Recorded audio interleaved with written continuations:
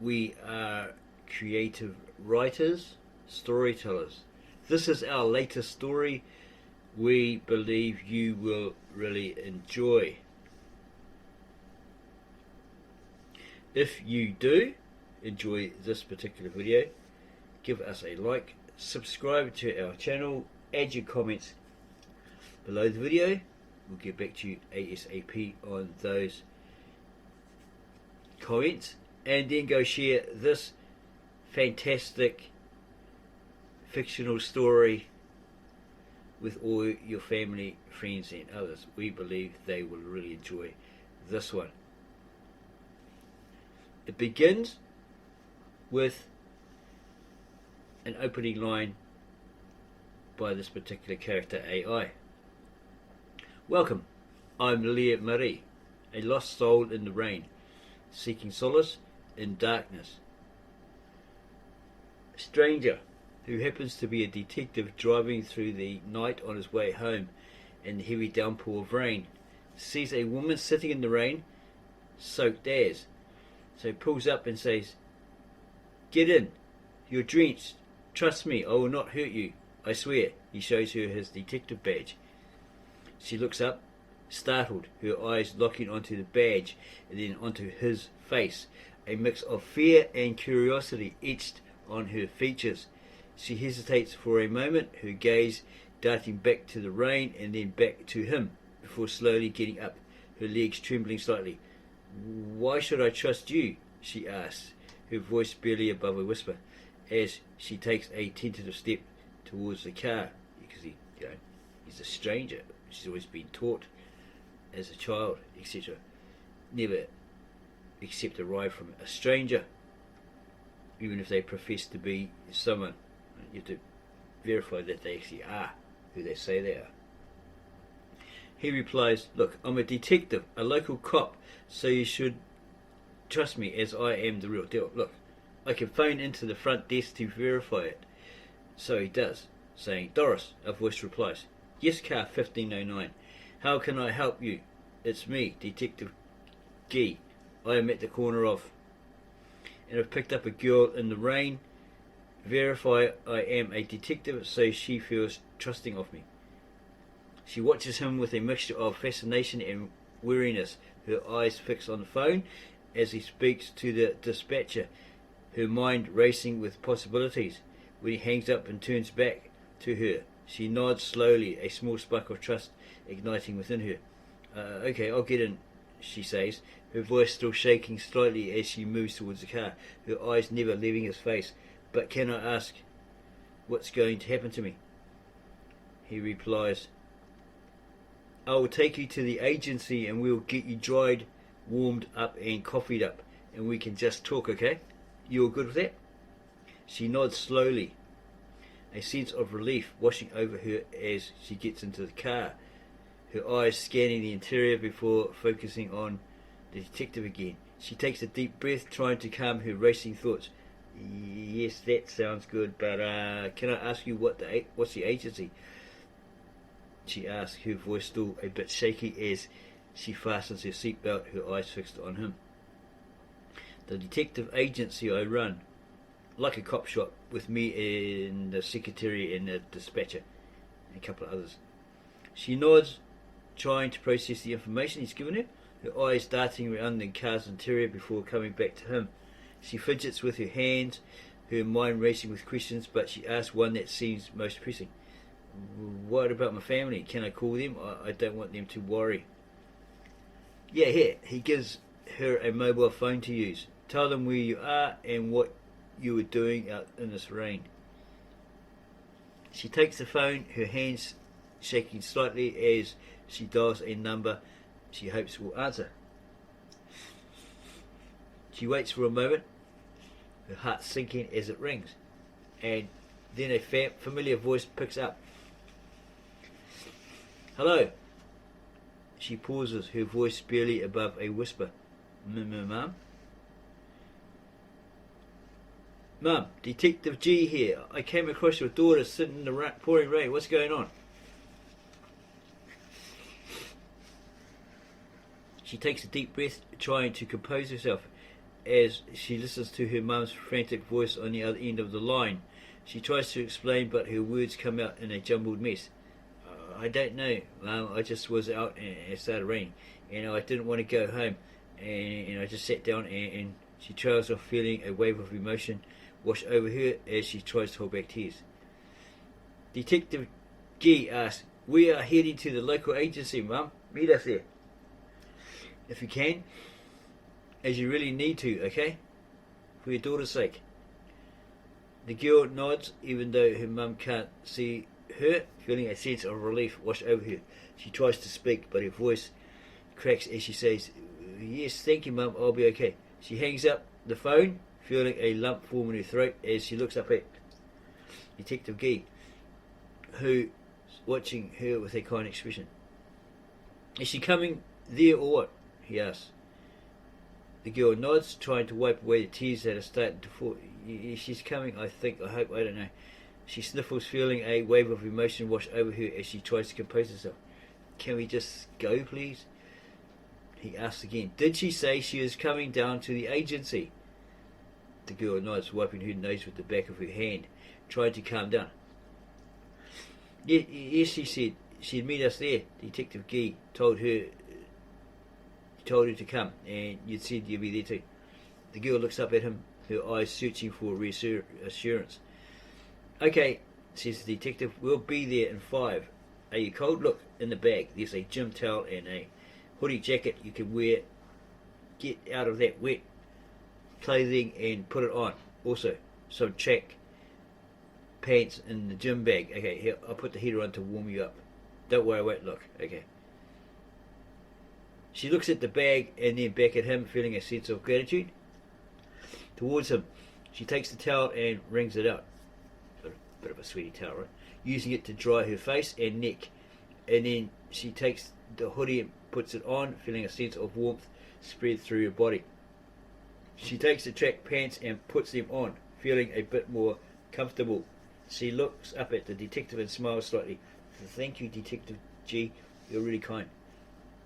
"I am, naturally," he says. "I blame it on God." He smiles. She smiles back at him, feeling a sense of warmth toward him.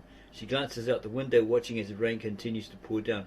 "I think God had a lot to do with bringing us together tonight," I say, or she says, her voice a bit softer. She was in a pretty rough spot. She says, "I was in a pretty rough spot." "Yeah, I'm guessing that, you poor thing. We are here. Let's get out, running, and avoid the rain." He gets out and proceeds to open the door for her, covering her with his jacket he took off. She takes a deep breath, feeling a sense of relief wash over her as she steps out of the car. She looks up at Detective G, who's holding his jacket over her, and smiles slightly.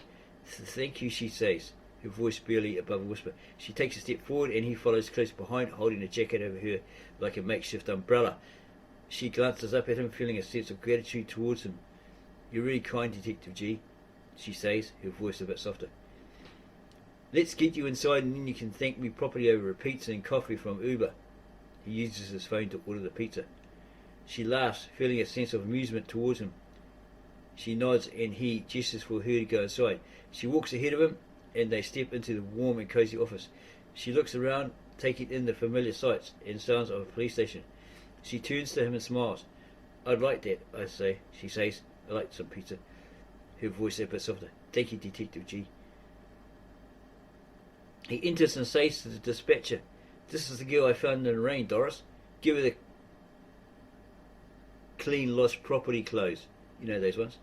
Show her the showers, give her a towel, make her a coffee. Cheers, Doris. She needs that female attention." The girl watches as the dispatcher Doris nods and starts to move toward her.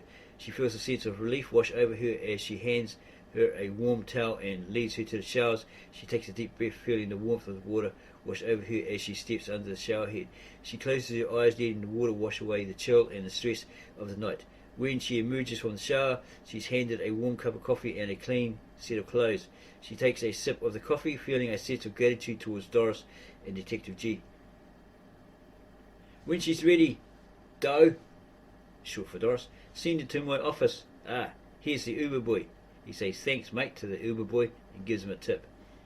The girl nods, feeling a sense of gratitude towards Detective G for taking care of her. She takes a sip of her coffee and then follows Doris to Detective G's office. She knocks on the door and he calls out for her to enter. She steps inside and he gestures for her to sit down. He bids her take a seat and he hands her a slice of pizza, with a box of pizza rather, and a glass of water. Okay, with the coffee, right? She takes a bite of the pizza and then looks up at him, feeling a sense of comfort and safety in his presence. Come in, he says. Relax on that soft couch over there. Here's your pizza. He hands her the box. Indulge, eat it all if you want. He smiles as he looks starved. She smiles, feeling a sense of warmth towards him. She sinks into the soft couch and takes a bite of the pizza. The flavour explodes in her mouth and she lets out a contented sigh. She continues to eat, savouring the taste and texture of the pizza. As she eats, she looks up at him and smiles. This is so good, she says, her voice a bit muffled with food. You're a great detective and an even better cook. Nah, he says, it's an Uber order. I can't cook, I'm better at burning food. She laughs, feeling a sense of amusement towards him. She takes another bite of the pizza and then looks up at him, her eyes sparkling with mirth.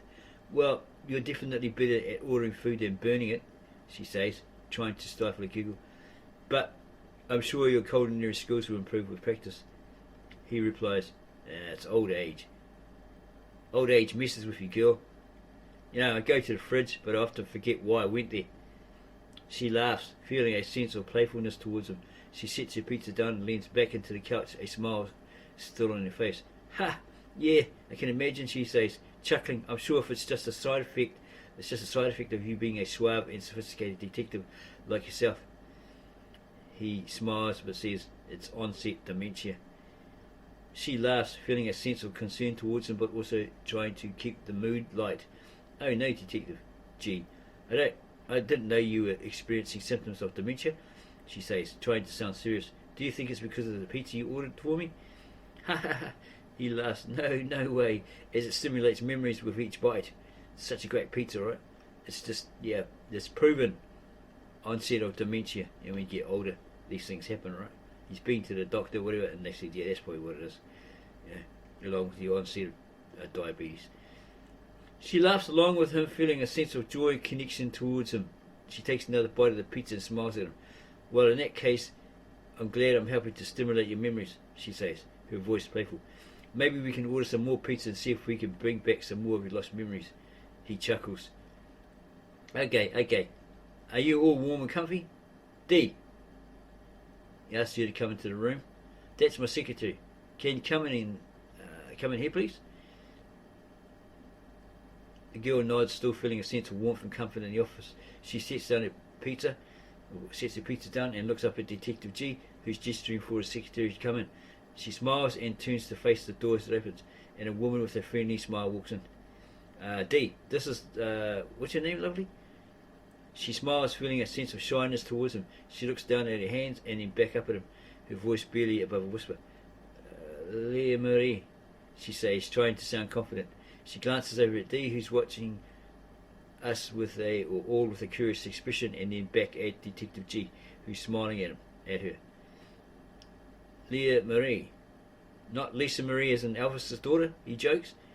She laughs, feeling a sense of amusement towards him as she rolls her eyes and shakes her head, a smile on her face. No, not Lisa Marie Presley, she says, chuckling. Just Lea-Marie, a normal girl from a normal family. She glances over at D, who's trying not to laugh, and then back at Detective G, who's grinning at her. Okay, talk to us, LM. We want to know why you are out in the pouring rain. Don't be afraid, we just want to know why and help you. Leah takes a deep breath, feeling a sense of nervousness towards him. She looks down at her hands and then back up at Detective G and D, her voice barely above a whisper. I was just walking, she says, trying to sound casual. She didn't have anywhere to go and it was just easier to walk in the rain. She pauses, feeling a sense of hesitation towards them. She looks down at her hands again and then back up at them, her voice a bit stronger. But there's something else, she says, her voice barely above a whisper. Something I need to tell you. Okay, we need to know, where did you walk from? She takes a deep breath, feeling a sense of nervousness towards him. Leah looks down at her hands and then back up at Detective G and D. Secretary D. Her voice barely above a whisper. I walk from a place called the Riverwalk, she says, trying to sound casual. It's a park near my apartment. Make note of that, she says. It's a park near my apartment. I like to go there when I'm feeling lost. She pauses, feeling a sense of hesitation towards him. She looks down at her hands again and then back up at them. Her voice a bit stronger. She was trying to clear her head. She said she was trying to clear her head, but she thinks she might have walked a bit too far. A bit more than she usually does. Okay, says the detective. Tell us more, please. Leah takes a deep breath, feeling a sense of vulnerability towards them. She looks down at her hands and then back up at Detective G and D, her voice a bit stronger. She states, I was trying to get away from something, she says, my voice barely above a whisper, with her voice barely above a whisper. Something that's been following me for a while now. I didn't mean to walk so far, but I couldn't stop. I just couldn't stop. She pauses, feeling a sense of tears welling up in her eyes. She looks down at her hands again and then back up at them, her voice shaking. I think I might have left something behind, she says, her voice barely above a whisper. Okay, the detective asks, what was it that you were trying to get away from? An over-touchy boyfriend or friend or a complete stranger that approached you in the park? Leah feels a shiver run down her spine as she thinks about the encounter in the park. She looks down at her hands and then back up at Detective G and D again, her voice barely above a whisper. It was a stranger, she says, her voice shaking. He was following her, and she couldn't shake him off. She pauses, feeling a sense of fear and anxiety wash over her. She tries to take a deep breath, but it catches in her throat. She looks up at Detective G and D, her eyes pleading for them to believe her. He was watching her, and he said things to her, she says, her voice barely above a whisper. Things that made her feel scared and alone.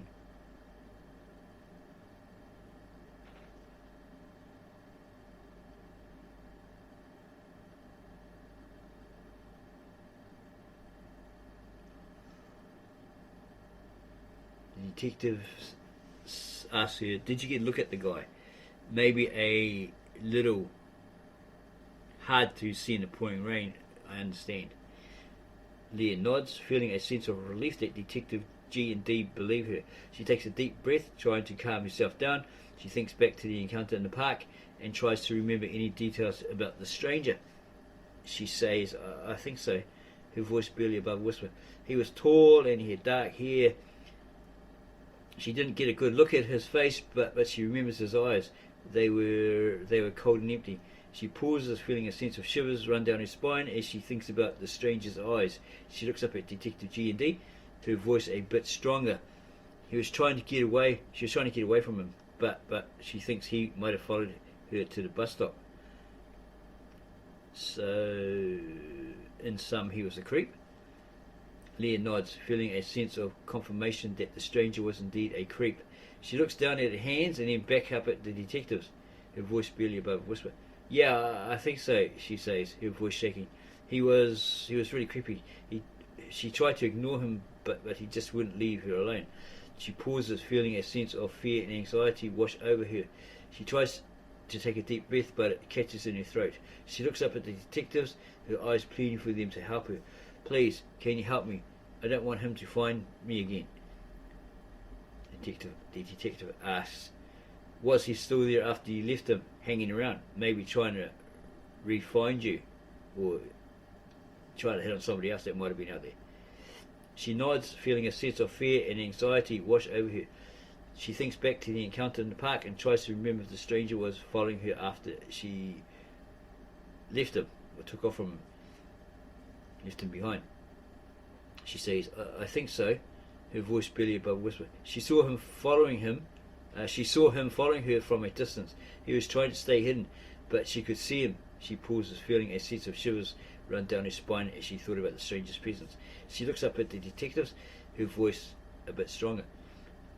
She states she tried to lose him in the crowd, but she thinks he might have followed her to the bus stop. Well, it's a bus stop, so there would be other people around there, probably trying to catch the same bus, or something like that. She glances over at D, the secretary, who's looking at her with a concerned expression, and she states, "I'm so sorry, D, I didn't mean to get you involved in this." The detective turns to D and says, "You're okay, D? Yeah, you're alright?" She has experience, Leah, with many facing the same thing. This creep is known to us, but has been very elusive. He seems to only walk around, appear in the downpouring rain, creeping around people caught out in the rain in that exact location. He frequents it quite a lot. Leah nods, feeling a sense of relief that D is okay. She looks at her with a mix of gratitude and concern, and then back at Detective G. Yeah, D's looking at her like with that kind of expression of concern. "I know, that's terrifying," Leah says, her voice barely above a whisper. She had no idea he was that skilled at stalking people. She pauses, feeling a sense of fear and anxiety wash over her, thinking about all the times she's been out in the rain and how vulnerable she's been to the stranger's advances. He's done it more than once. She pleads, "You have to catch him," she says, her voice a bit stronger. "He's a danger to so many people." She's just glad she was able to get away from him. She looks at D, who's nodding in agreement with Detective G. "Thank you, D. I'm just glad you're okay." She takes a deep breath, trying to calm herself down. She looks at Detective G, who's watching her with a determined expression. "You'll catch him, won't you?" she asks, her voice barely above a whisper, and they assure her, "Yeah, we will. We'll go all out to try and catch this creep. He needs to be caught and brought in." "So, you've been out there in the rain often, and this psycho creep has turned up many times?" Leah nods, feeling a sense of fear and anxiety wash over her. She thinks about all the times she's been out there in the rain and how vulnerable she's been to this creep. Yeah, this creep's advances. "Yeah, I've been out there a lot," she says, her voice barely above a whisper. She likes walking in the rain. It's one of her favourite things to do. She pauses, feeling a sense of regret for enjoying something that's associated with the stranger's stalking. But she says, "I never thought I'd be in danger like this. I thought I was just being romantic and poetic. You know." She looks down at her hands, feeling a sense of shame and regret. "Sorry, Detective G, I never meant to put myself in harm's way." It's just something that people do sometimes, right? They don't think to go out and do something like that. They don't really think about it. They just go with it. Okay, so Detective G asks, "What is it about the rain you enjoy so much, Leah M?" She looks up at the detective, a small smile on her face. "I don't know, it's just, it's like the rain washes away all my worries and troubles," she says, her voice barely above a whisper. "It's like I can start over, you know? Like the rain is a fresh start, a clean slate." She pauses, feeling a sense of nostalgia wash over her. And she says she used to go to the beach with her mum when she was a kid, and they'd walk along the shore during the rainstorms. The rain would make the sand feel cool and wet between her toes, and the sound of the raindrops on the sand was like music to her ears. She smiles, feeling a sense of happiness wash over her. It's a feeling she's always loved," she says.